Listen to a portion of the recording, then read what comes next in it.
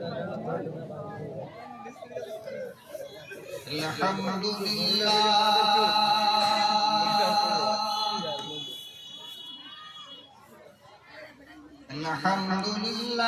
नहमदुहु व नस्तईनुहु व नस्तगफिरुहु व नु'मिनु बिही व नतवक्कलु अलैहि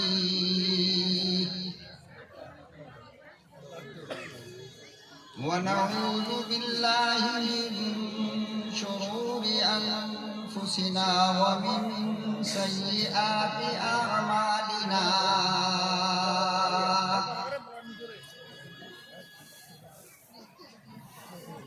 मन यहदिहिल्लाहु फला मुदिल्ल लहु व मन युद्लिलहु फला हादिय लहु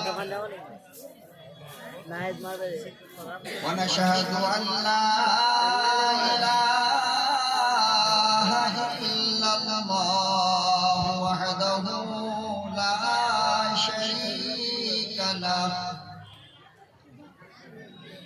ونشهد أن سيدنا ونبينا وشفيعنا وحبيبنا وطبيبنا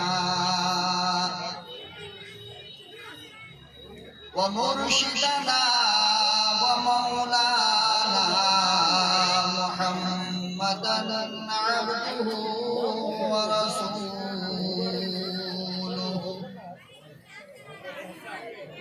أرسله بالحق بشيرا ونذيرا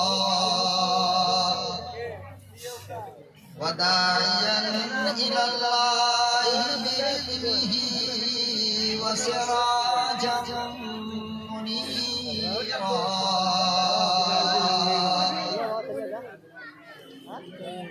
أما بعد فأعوذ بالله السميع العليم من الشيطان الرجيم بسم الله الرحمن الرحيم اقرأ باسم ربك الذي خلق فقال النبي صلى الله تعالى عليه وسلم طلب العلم فريضة على كل مسلم صدق الله مولانا العلي العظيم وصدق رسوله النبي الكريم ونحن على ذلك لمن الشاهدين والشاكرين والحمد لله رب العالمين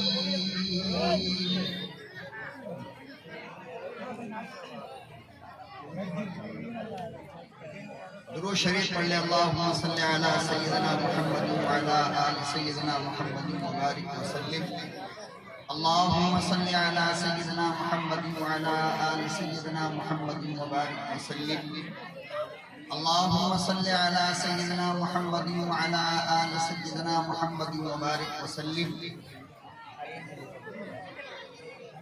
जनाब सदर जलसा खूबसूरत निज़ामत फरमा रहे नाज़िम जलसा, स्टेज पर जलवा अफरोज हजरात उलमा इकराम, निहायत काबिल कदर बुजुर्ग और दोस्तों, हंसाऊं तो बगावत है, रुलाऊं तो बगावत है,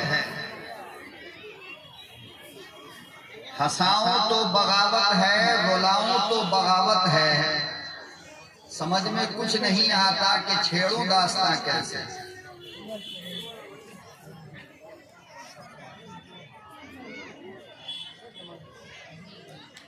बड़ा ही अजीबो गरीब मंजर इस वक्त हमारे सामने है और अल्लाह और उसके रसूल की जो बातें होती हैं उसके लिए आदमी का पुरसुकून होना जरूरी है।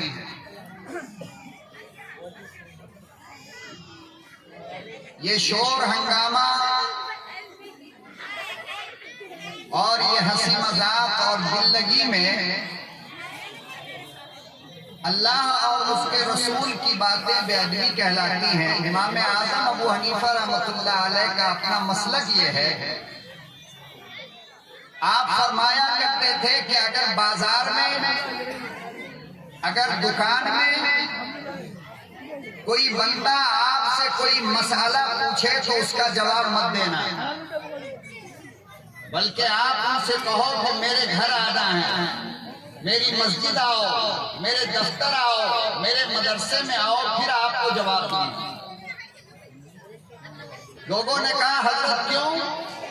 फरमाया इसलिए कि बाजार में दीन की बातें करना ये दीन की बेअदबी है। और उसकी वजह यह है कि आम तौर से बाजार में, दुकान में हल्ला हंगामा वाह वेला होता रहता है, इसलिए इमाम साहब ने दीनी मसाला बताने से मना फरमाया। आज अगर इमाम आज़म अबू हनीफा जिंदा होते और हमारे जलसे की ये हालत देखते तो खुदा की कसम जलसे पर पाबंदी लगवा देते कि ऐसे जलसों में तकरीर करना भी बेअदबी है कुरान की और हदीस की। देखिए हुआ की बेटी की अलग तकरीर चल रही है, बेंगलोर वाला मौलाना अलग तकरीर कर रहा है, आप किसकी तकरीर सुनेंगे ये बताइए।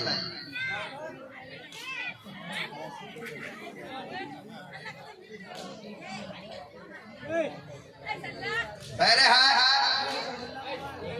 जब आपने बुलाया है तो मजबूरी है, कुछ न कुछ आपसे गुफ्तगू करनी पड़ेगी। और वैसे भी रात का 11:15 तकरीबन होने जा रहा है, हमें जो मजमा मिला है वो बिल्कुल थका थकाया मजमा, सारा घी मलीदा मलाई मौलाना असद नदवी, मौलाना मारूफ राही खा करके चले गए, अब बचा है कुछ। और उसके लिए हमें बैठाया गया कि मैं आपको रोक के रखूं और मैं आपसे गुफ्तगू करूं। बहुत अच्छी लगी, पूरा प्रोग्राम 6 बजे से मैं अपने रूम में बैठा हुआ सुन रहा था। बड़ी खूबसूरत निजामत, बड़ी खूबसूरत सदारत, बड़ी ही अच्छे अंदाज की खिताबत दोनों उलमा ने हमसे पहले जो किया है वो इल्मी बातें हैं। यकीनन मौलाना मारूफ राही की बातें आपको चुभी होगी, आपको दर्द हुआ होगा, आपको तकलीफ हुई होगी, लेकिन याद रखो जब जख्म ज्यादा बढ़ जाए और नासूर बन जाए तो फिर डॉक्टर इंजेक्शन नहीं देता, डॉक्टर मेडिसिन नहीं देता, बल्कि डॉक्टर फिर उसको चीरता है, उसका ऑपरेशन करता है। जब तक ऑपरेशन न किया जाए बीमारी ठीक नहीं हो सकती। अब अगर कोई मरीज ये कहे हम मर जाएंगे, ऑपरेशन नहीं कराएंगे तो मर जाओ, लेकिन अगर कोई मरीज ये कहे डॉक्टर साहब आप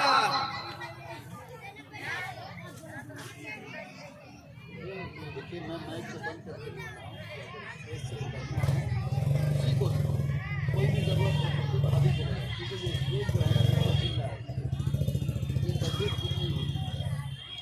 अगर बयान के दरमियान में उठने बैठने तो खुदा के लिए कोई कोशिश ना करें, चाहे मुझे 15 मिनट तकलीफ करनी पड़े या 2 घंटा जरूरियात है तो उसके जा सकते।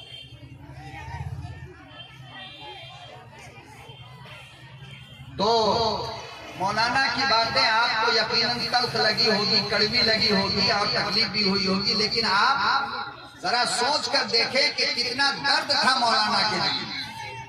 और यकीनन कोई भी आदमी ये सामने का रोड का मंजर देखेगा तो हक परस्त आलिम अपनी जबान को रोक नहीं सकता, वो बोलेगा ही बोलेगा।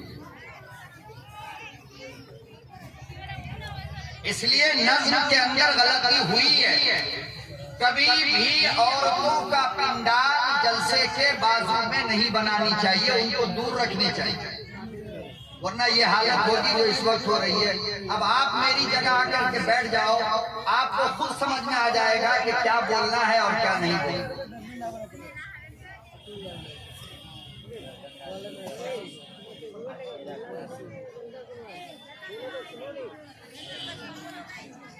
बहरहाल आप लोग बिल्कुल तैयार हैं ना सुनने के लिए?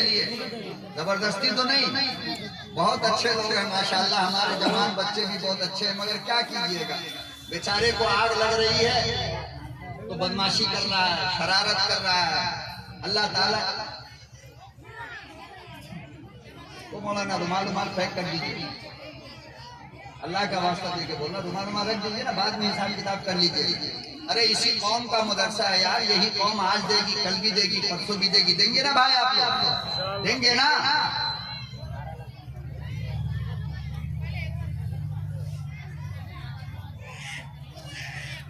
ये सामने की जगह खाली, आप लोग आ जाइए, आइए मेरे करीब आइए ना, आ जाइए। 10 लोग होंगे इत्मीनान के साथ, मैं इंशाअल्लाह 10,000 वाली ही बात करूंगा, आप बिल्कुल बेफिक्र रहें। मुझे खामोश इत्मीनान वाला मजमा चाहिए, लाखों का नहीं। 15 आदमी रहे, इत्मीनान से सुनो, मैं आपको सुनाता रहूंगा। मुझे आपके दर्द का पता है, आपने इतना खर्च करके मुझे बुलाया, मैं बेवफाई नहीं कर सकता आपके साथ, बात वही करूंगा लेकिन सुकून बना दो बस थोड़ी थोड़ी। आ जाइए, आ जाइए। अब आने के नाम पर चले मत जाइएगा, आ जाइए। माशाअल्लाह बहुत अच्छे लोग हैं, आप भी आ जाइए, सट के बैठिए ना, जाड़ा का मौसम में भाई फायदा होगा।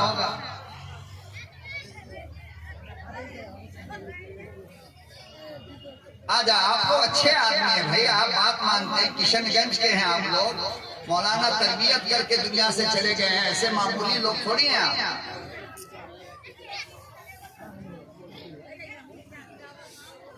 आ जाइए, आ जाइए, अच्छे लोग हैं माशाअल्लाह।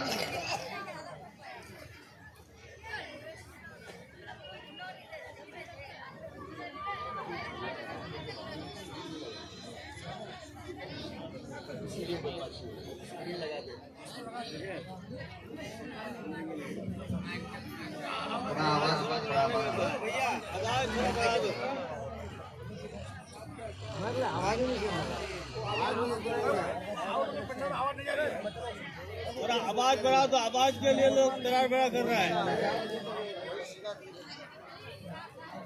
हल्का आवाज बढ़ा दो। आप लोग दूर क्यों बैठे हैं? आप लोग आइए ना, नजदीक आइए ना। ओ चाचा मामा, हम इधर बोल रहे हैं, उधर बात कर। आ जाइए, नजदीक आ जाइए, आ जाइए, आ जाइए। अच्छे लोग हैं माशाअल्लाह, नेक लोग हैं आप हजरात। आपका जलसा है, आप कामयाब नहीं करेंगे तो कौन करेगा आप बताइए? अरे मेहमान आने वाले को इससे क्या मतलब है? आपका जलसा कामयाब हुआ नाकाम हुआ वो आप जानो, उसका लिफाफा पैक हो गया, कहानी खत्म है। अच्छा खाना अच्छा पीना मिल गया, बात खत्म हो गई, नुकसान किसका है ये बताइए आप।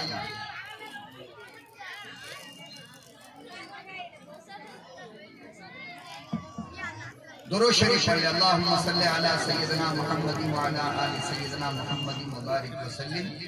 अल्लाहुम्मा सल्ली अला सय्यिदिना मुहम्मदिन व अला आलि सय्यिदिना मुहम्मदिन व बारिक व सल्लिम। अल्लाहुम्मा सल्ली अला सय्यिदिना मुहम्मदिन व अला आलि सय्यिदिना मुहम्मदिन व बारिक व सल्लिम। आज के इस प्रोग्राम का उन्वान है तालीमी बेदारी कॉन्फ्रेंस। क्या उन्वान है?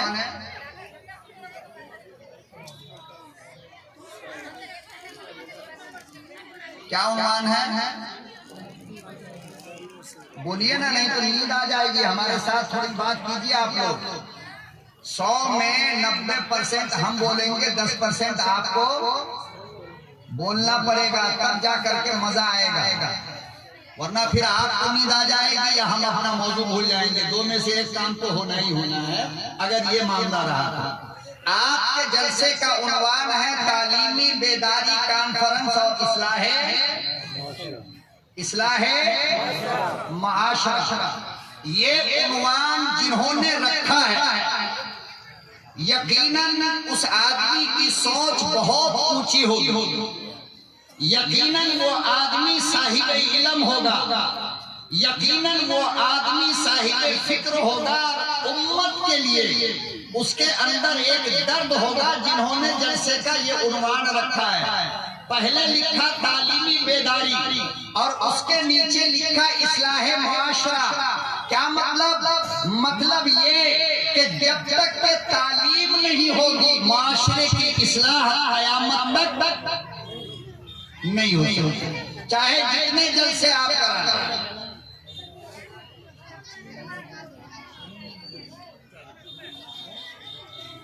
जब से ये दुनिया बनी तब से लेकर आज तक सबसे ज्यादा बिगड़ा हुआ मुआशरा आदम के जमाने का नहीं था, नूह के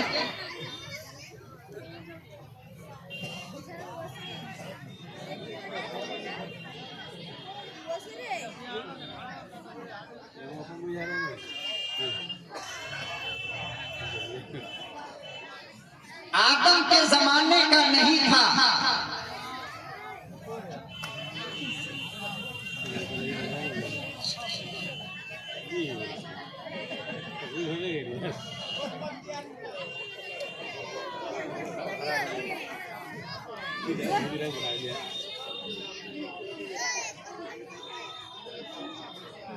क्या हो रहा है मुझे तो बिल्कुल समझ में नहीं आ रहा। क्या हो रहा है मुझे बिल्कुल समझ में नहीं आ रहा। अल्लाह के वास्ते खामोश दे दो, खामोश समझना दे दो मुझे थोड़ी देर के लिए।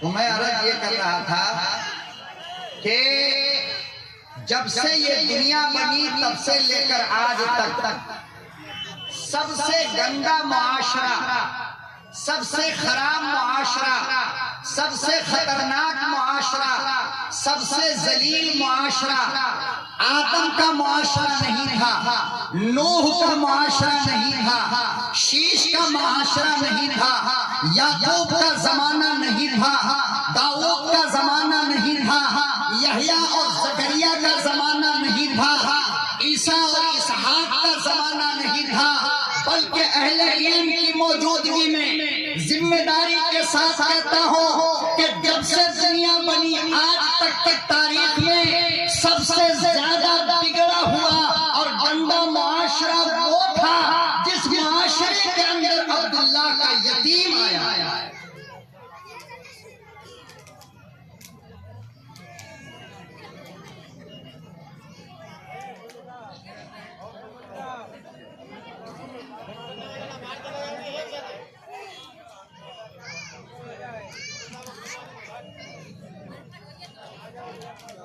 सबसे गंदा मुआशरा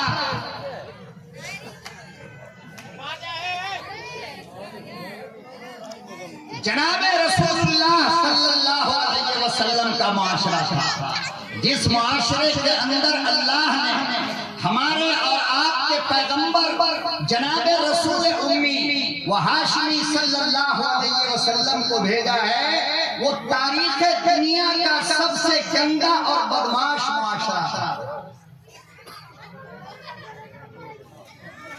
सबसे गंदा।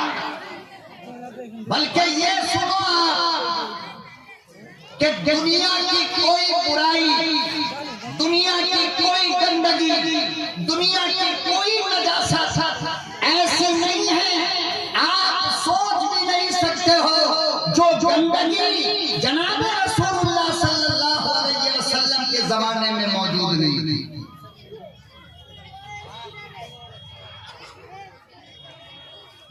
औरत थी उसकी इज्जत न थी, माँ थी उसका मकाम न था, बेटियां थी उसका वकार न था, बीवियां थी उसकी इज्जत न थी, बादशाह थे मगर अदल व इंसाफ न था, बल्कि ये समझ लो कि इंसान थे मगर उनके अंदर हैवानियत थी, इंसानियत नाम की कोई चीज नहीं।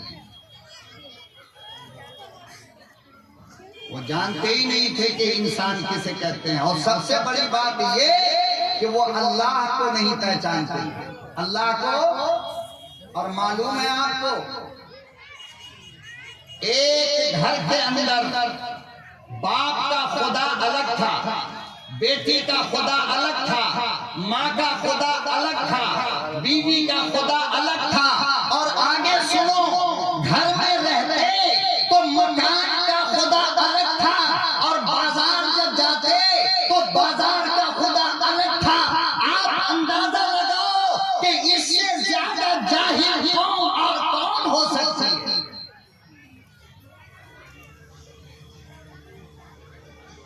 बल्कि ये लोग जब बाहर जाते ना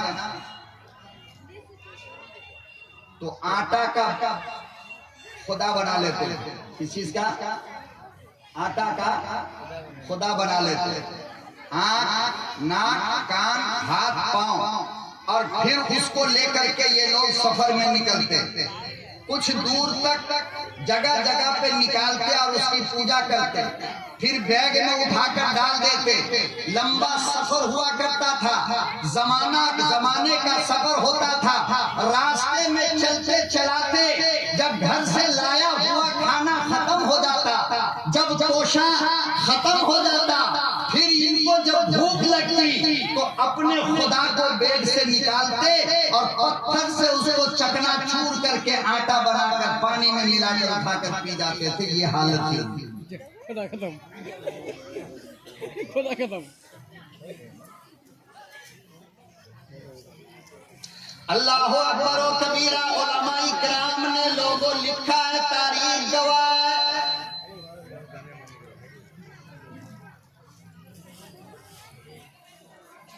कुरान करीम चीख चीख कर ऐलान करता है, खाना काबा में 360 बुत रखे थे। खुदा की कसम, माँ को जानते नहीं थे, बीवी का अदब न था, बेटियों का वकार न था, बल्कि हालत ये थी कि जब बेटा पैदा होता मिठाई बांटी जाती थी, जब बेटियां पैदा होती तो जिंदा दफन की जाती थी।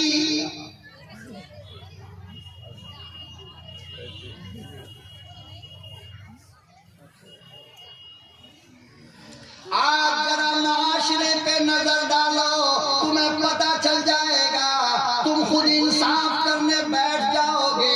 यही हालत हमारे माशरे की हो गई। जब बेटा पैदा होता है, माँ के चेहरे पे मुस्कुराहट होती है, बाप मिठाई बांटता है, सास ससुर खुशी में पागल होते हैं। जब 2-4 बेटियां पैदा हो गई, बहू पे कयामत आती है।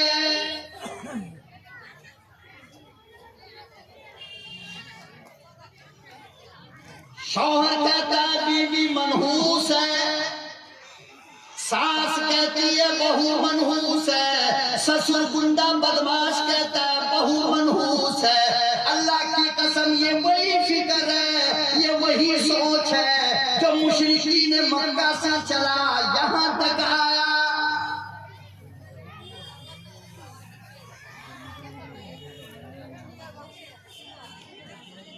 हालत ये थी लोगों, अगर किसी की बकरी ने किसी के खेत में मुंह डाला, लड़ाई शुरू होती, खानदान का खानदान लड़ लेता था, कई साल तक झगड़ा चलता था, कितने लोगों की जान चली जाती थी।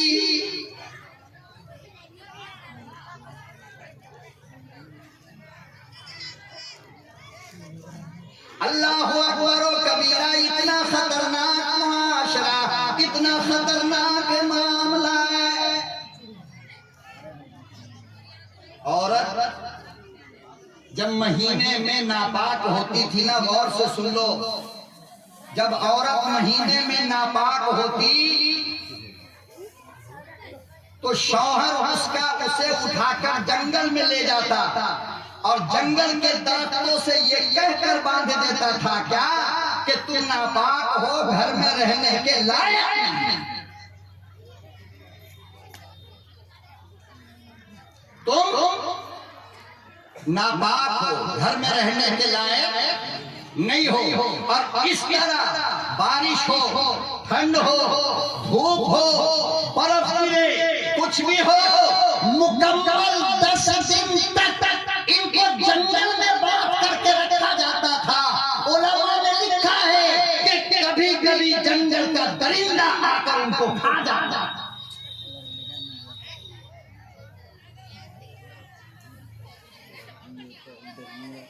बताओ, क्या बिल्कुल यही हालत हमारे जमाने में बाद गुंडे किस्म के शौहर नहीं करते? बीवी अगर जहेज कम लाई, सोने चांदी का जेवर अगर कम लेकर आई, तो बताओ कि इस मुआशरे के अंदर भी औरत को जलाते हो या नहीं? इस मुआशरे के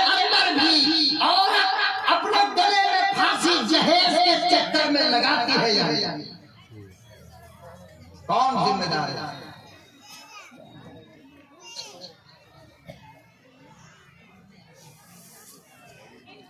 कौन जिम्मेदार है?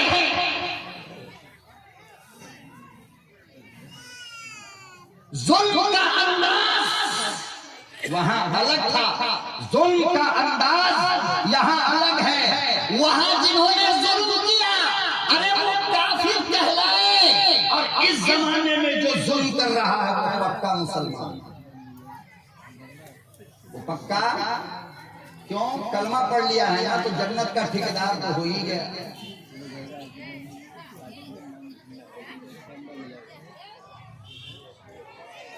कलमा पढ़ लिया है तो जन्नत का ठेकेदार हो गया। चाहे जितना जुल्म करे, जितना कयामत ढाए औरतों के ऊपर, लड़कियों के ऊपर, कोई गिरफ्त नहीं, कोई पकड़ नहीं। लखनऊ के अंदर एक शायर गुजरे हैं, एक शायर गुजरे हैं, नाम था उस शायर का फानी बदायूनी। क्या नाम था? जोर से बोल दो एक बार, ताकि पता चले मुंह में कुछ है नहीं आपको। फानी बदायूनी इकलौती लड़की थी, एक बेटे।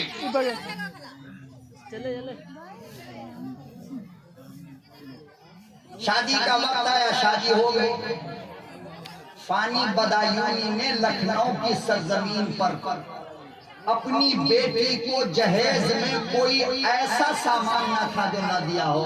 यहाँ तक के सुई तक दिया है फानी बदायूनी ने, और बेटी के बदन को जेवर से भर दिया।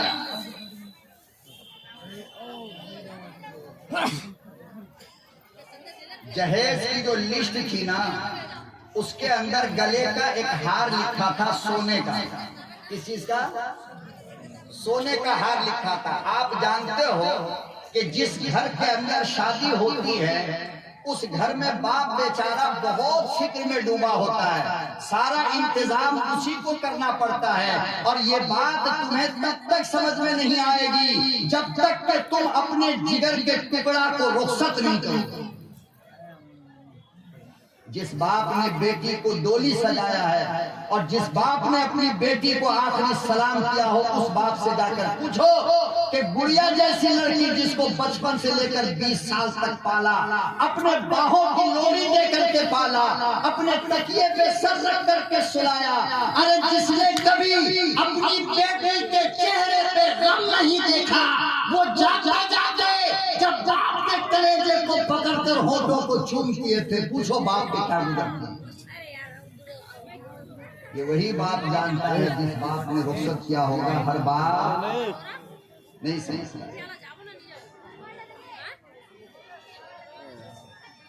फानी बदायूनी ने दुनिया का जहेज दे दिया, सब कुछ दिया। जहेज की फहरिस्त में एक चीज थी, सोने का हार। जल्दी जल्दी के चक्कर में बारात चली गई, लड़की रुखसत हो गई, वो सोने का हार घर में रह गया, बेटी के साथ में न जा सका। जब बेटी जाने लगी ना, रुखसत होने लगी, तो फानी बदायूनी ने आहिस्ता से अपनी बिटिया के कान में एक बात कही।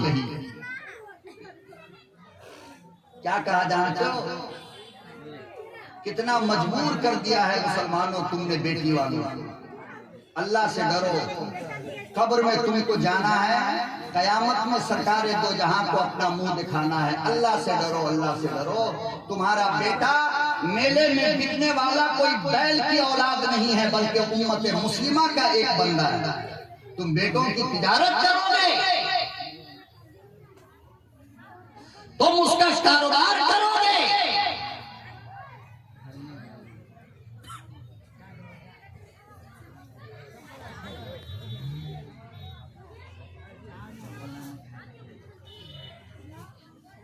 सारी दुनिया का जहेज फानी बदायूनी ने दे दिया। एक सोने का हार, एक सोने का हार। जल्दी जल्दी के चक्कर में भूल गए। जब बेटी जाने लगी तो बेटी के कान में जाकर के फानी बदायूनी ने एक बात कही। लोगों जरा गौर से सुन लो। अल्लाह अकबर ओ कबीरा फानी बदायूनी ने बिटिया के कान में कहा, मेरी लफ्ज़े जिगर ओ मेरी नूरे नजर ओ मेरे जिगर की टुकड़ा, आज तुम अपने घर से जा रही हो, जब ससुराल से वापस आओगी तो अपना घर नहीं होगा, किराए का मकान होगा।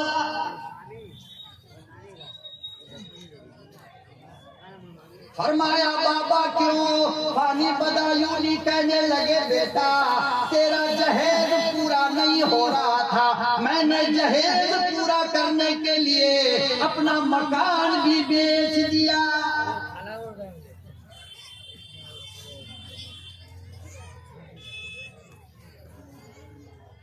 मुसलमानों अंदाजा लगाओ, अपने अंदर इंसान का दिल पैदा करो। जो जुल्म तुम दूसरों की बेटी के साथ करते हो, अगर वही जुल्म तेरी बेटी पर हो तो कैसा लगेगा?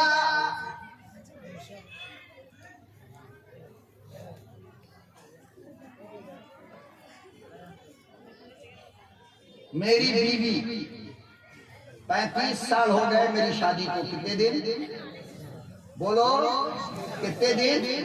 35 साल। पूरा खानदान कह रहा था बहुत अच्छे अखलाक वाली, पूरा खानदान बहुत आला अखलाक है। मैं कहता था मैं इसको तब तक अच्छे अखलाक वाली नहीं मानूंगा जब तक मेरी बहू को अपनी बेटी ना समझे।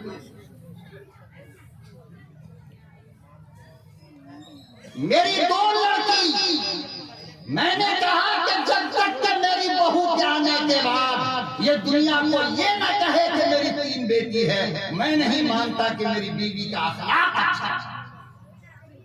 अपनों के साथ हर कोई अच्छा रहता है, मजा तो तब है ना कि दूसरों के साथ अच्छे बनो।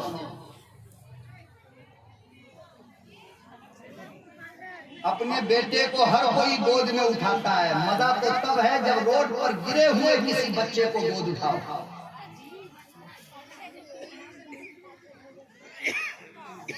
अल्हम्दुलिल्लाह 1 साल पहले बड़े बच्चे की शादी हुई। शादी के बाद मैंने गौर करना शुरू किया तो मैंने देखा कि हाँ वाकईतन अपनी बेटी बनाकर रखी है। इस साल मैंने उससे कहा है कि 2024 में मैं तुझे अच्छे अखलाक वाली मानता हूँ कि तूने अपनी बहू को अपनी बेटी कहा।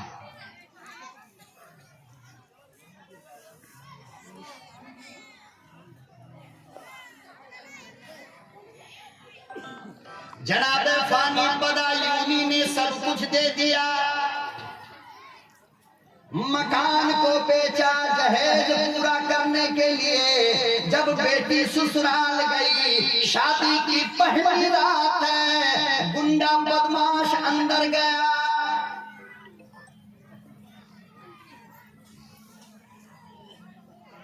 जितने लोग यहाँ बैठे हो जिन्होंने अपनी बेटी की शादी की हो, सच्ची बात बताओ अल्लाह को सामने रखकर कि जिस दिन आपकी बेटी रुखसत होती है, बावजूद कि आप थके होते हो, पूरी रात नींद आती है? अरे बोलो ना, आती है? जोर से बोलो, आती है? नहीं। क्यों? पता नहीं कल की सुबह क्या खबर है। यही ना, यही फिक्र सताती है ना कि कल की सुबह क्या खबर है। अच्छी खबर आ गई तो पूरा दिन बाप सो जाता है, गलत खबर आई तो जिंदगी जहन्नम बन जाती है बेचारे कि हमसे कहां कमी हो गई।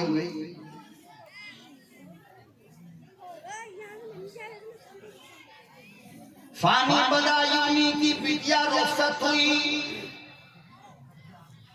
हाथ में मेहंदी का रंग लगाया, सर में फूल भी लगाया, दामाद अंदर गया, शौहर अंदर गया। इमामुल अंबिया महबूबे किबरिया हजरत मोहम्मद मुस्तफा सल्लल्लाहु ताला अलैहि वसल्लम ने इरशाद फरमाया, लोगों जब अपनी नई दुल्हन के पास जाओ, जब शादी की पहली रात हो तो 2 चीज लेकर जाना, या तो कोई मिठाई ले लो या कोई खुशबू ले लो।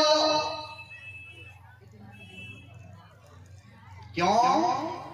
खुशबू मोहब्बत का पैगाम देता है और मिठाई मोहब्बत का पैगाम देता है। फरमाया इन दोनों में से कुछ लेकर के जाओ ताकि तुम्हारी बीवी को ये समझ में आए कि मैं अपने शौहर को पसंद हो गई।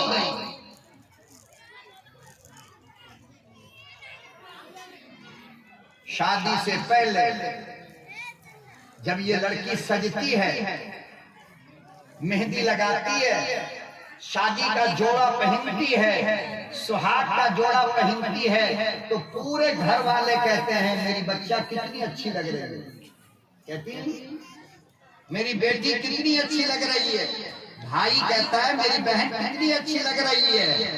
पूरे खानदान वाले और सारा रिश्तेदार ये कहता रहता है कि कितनी अच्छी लग रही है, मगर दुल्हन खुश नहीं होती है। दुल्हन अरे बोलो अंदर से खुश क्यों? इसलिए कि उसके सर के ऊपर शौहर की एक तलवार लटकती रहती है और वो ये सोचती है कि दुनिया वालों तुम्हारी अच्छी कहने से मैं कहाँ अच्छी हो सकती हूँ, मेरा पिया रात को आकर कहे कि बहुत अच्छी हो तब अच्छी लगी। तुम सारे लोग तारीफ कर लो तो क्या होने वाला, मेरा शौहर अगर तारीफ करेगा काम तब बनेगा। तो हर लड़की माँ को छोड़ा, बहन को छोड़ा, बचपन के घर को छोड़ा, महल्ले की सखी सहेलन को छोड़ा, रिश्तेदार को छोड़ा, कुंबा कबीले को छोड़ा और सबके बदले एक शौहर को कबूल करके ये पैगाम दे दिया कि वो जमाने वाले तुम सब एक तरफ मेरा महबूब है।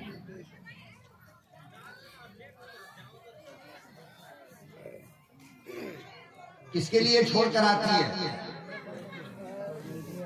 अरे बोलो ना, किसके लिए छोड़ कर आती है?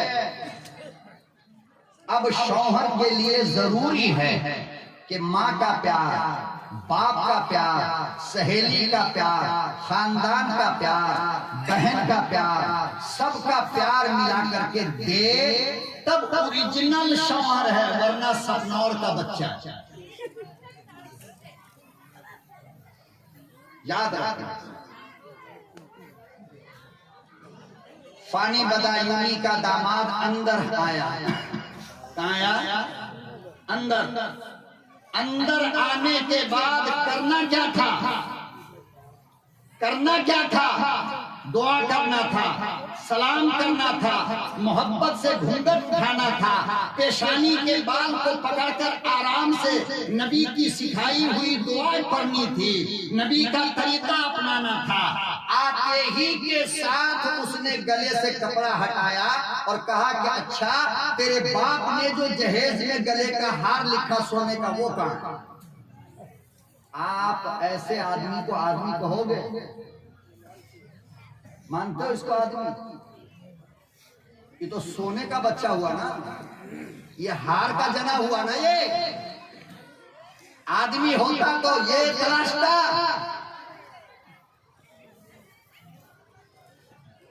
बच्ची ने हाथ रखा तो देखा अरे वाकई में नहीं।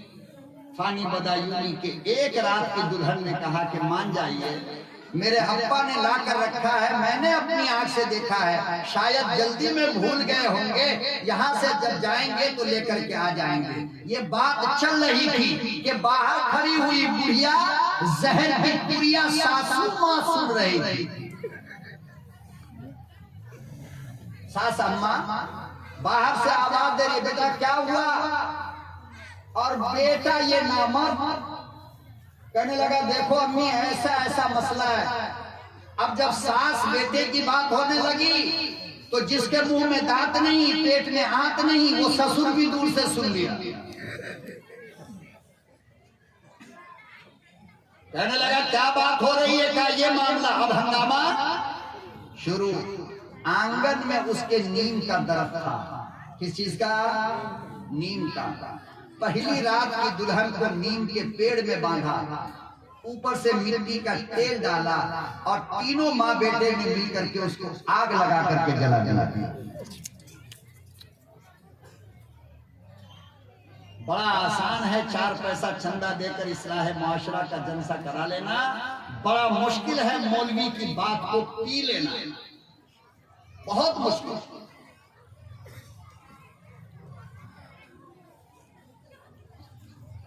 अल्लाह अकबर ओ कबीरा। पहली रात की दुल्हन बाबा इंतजार में किराए के मकान में बैठा है, कोई खबर आएगी। जब आंगन से धुआं उठने लगा, पड़ोस के लोगों ने आवाज लगाई, दरवाजा पीटा गया तो दूल्हा कह रहा है, सास कह रही है, ससुर कह रहा है कि पता नहीं क्या हुआ, हम लोग सो रहे थे, दुल्हन ने आग लगा ली।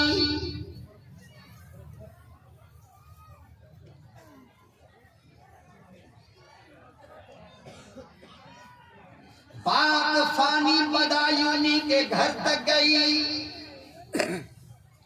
जितने गैरतमंद बाप बैठे हो, जरा कलेजे पर हाथ रखकर बताओ बाबा पे क्या गुजरी होगी।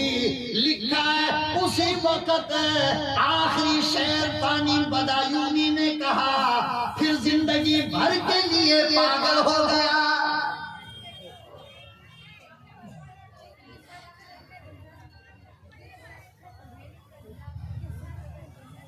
कहने वाले ने कहा, ओ फानी तेरी कल की नई नवेली बिटिया खुद सोजी कर ली, आग लगा ली। फानी कहने लगे, नाना मैंने बचपन से बेटी को देखा, वो ये काम नहीं कर सकती।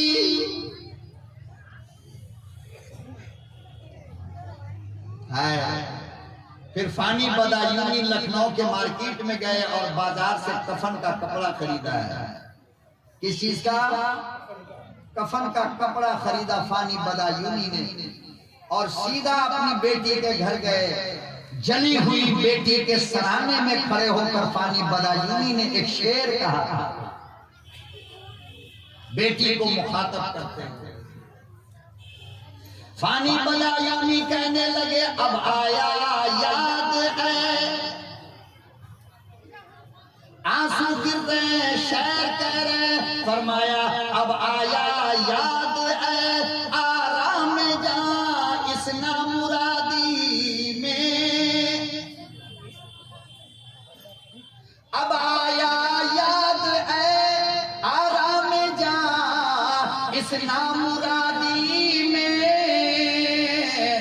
कफन देना तुझे भूले थे हम सामान शादी में। लगते जिगर नूर नजर, कसूर तेरा नहीं तेरे बाप का है कि जीने का सारा सामान दे दिया, दुनिया का सारा सामान दे दिया, मगर मरने के बाद का सूट न दिया। ले तेरा बाबा कफन लेकर खड़ा है।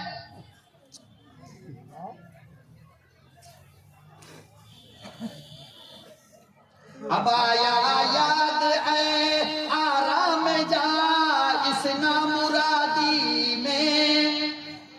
कफन देना तुझे भूले थे हम सामान शादी में।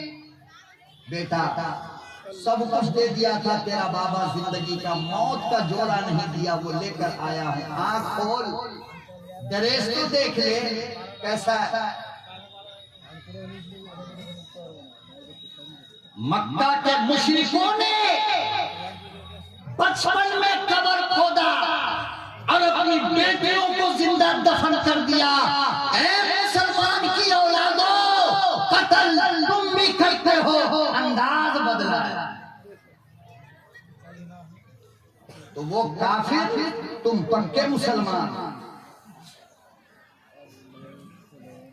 वो अपने बच्चों को बेचे तो काफिर, और तुम हाजी साहब इतनी बड़ी दाढ़ी रख करके 5 वक्त के नमाजी मस्जिद के मुतवल्ली अपने बेटे को बैल की तरह बेचो, पौवा खाली मार्केट में जाकर के तुम मुसलमान हो। तुम्हें शर्म नहीं आती, तुम्हें गैरत नहीं आती। तिजारत का सामान समझते हो,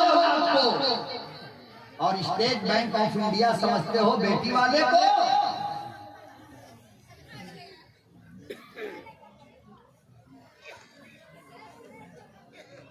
किस नबी की उम्मत हो जिस नबी ने ऐसे बिगड़े हुए माशरे के अंदर आकर के इंसानियत का सबक पढ़ाया लोगों को, यतीम के सर पे यूं हाथ रख करके फरमाया, ओ लोगों, कयामत तक आने वाली मेरी उम्मत सुनो, तेरे हाथ के नीचे यतीम के सर का जितना बाल आएगा अल्लाह उतनी नेकी देगा। उस नबी की उम्मत का ये हाल है। जर्रा बराबर अखलाक नहीं, जर्रा बराबर प्यार नहीं, जर्रा बराबर मोहब्बत नहीं।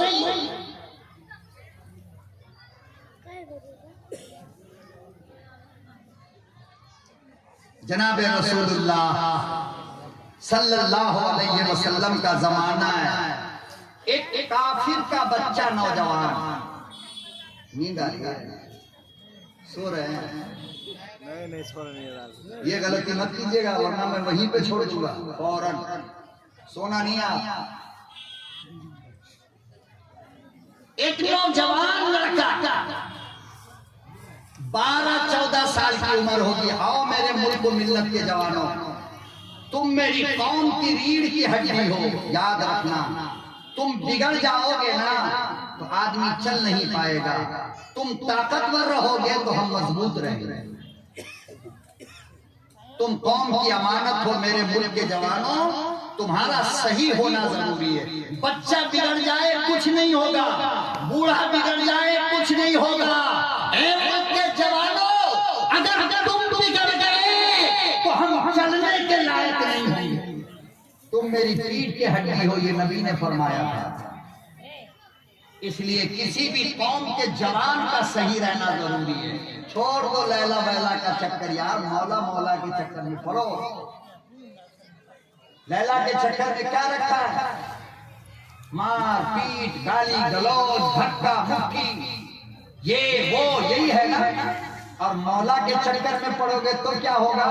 सुकून, इज्जत, दौलत, शोहरत, आराम, इत्मीनान, सब कुछ मिलेगा।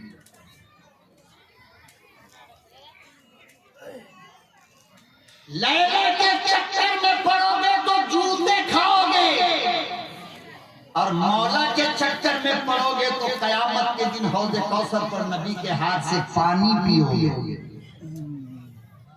अब बताओ, जूता खाना है या पानी पीना है? हौज़े कौसर पे क्या करना है? बोलो। इसलिए तौबा करो। क्या करो? तौबा। और खास करके मेरे बच्चों, मेरे जवानों, मेरी जवान बहनों, मेरी जवान बेटियों, तुम किस नाम पर अपने घर से निकल कर आई हो? कुरान के नाम पर, नबी के नाम पर, अल्लाह के नाम पर। बाबा ने छोड़ दिया, बेटी जलसे में जा रही है। अम्मा ने छोड़ दिया, बेटी जलसे में जा रही है। खुदा की बंदियों, जलसे में आओ तो जनाब फातिमा की हया वाली चादर ओढ़ करके आया है। जलसे के नाम पर गुनाह, तौबा तौबा।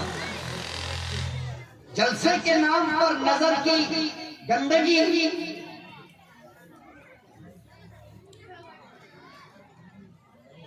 कितना गुनाह होगा आप बताओ। आप बेटियों के सर पे दुपट्टा डालने के लिए पैदा किए गए हो। याद रखना, मुसलमान कौम नंगे सर पे दुपट्टा डालती है, दुपट्टा उतारती नहीं।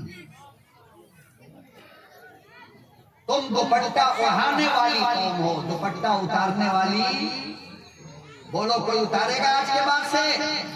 दुपट्टा डालोगे ना?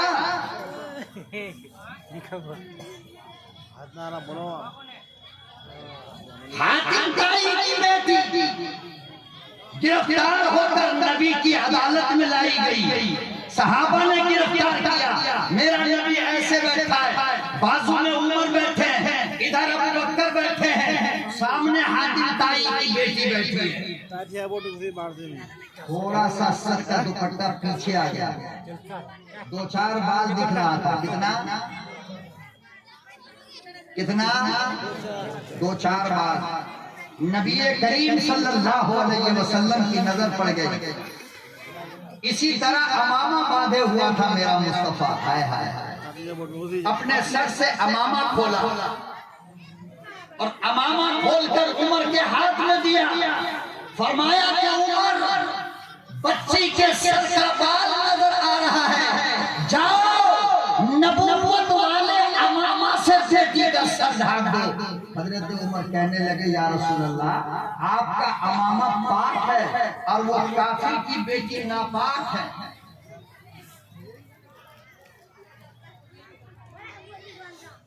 मैं ज्यादा कुछ नहीं कहता, बस ये कहता हूं कि कभी कभी अकेले में सोचा करो, किस नबी के गुलाम हो तुम, किस नबी के दीवाने हो तुम, किस नबी का कलमा पढ़ते हो मुल्क मिल्लत के जवानों। कम से कम उस नबी की गैरत अपने अंदर पैदा करो। उमर की जबान से निकल गया, या रसूल अल्लाह सल्लल्लाहु अलैहि वसल्लम, आपका रुमाल पाक है और वो काफिर की बेटी नापाक है। अल्लाहु अकबर। इमामुल अंबिया महबूबे किबरिया हजरत मोहम्मद मुस्तफा सल्लल्लाहु ताला अलैहि वसल्लम ने इरशाद फरमाया, उमर क्या बोलते हो? औरतों की इज्जत के नामूस के लिए, इज्जत की हिफाजत के लिए, इज्जत को बचाने के लिए ऐसे हजारों अमामा, हजारों रुमाल कुर्बान है।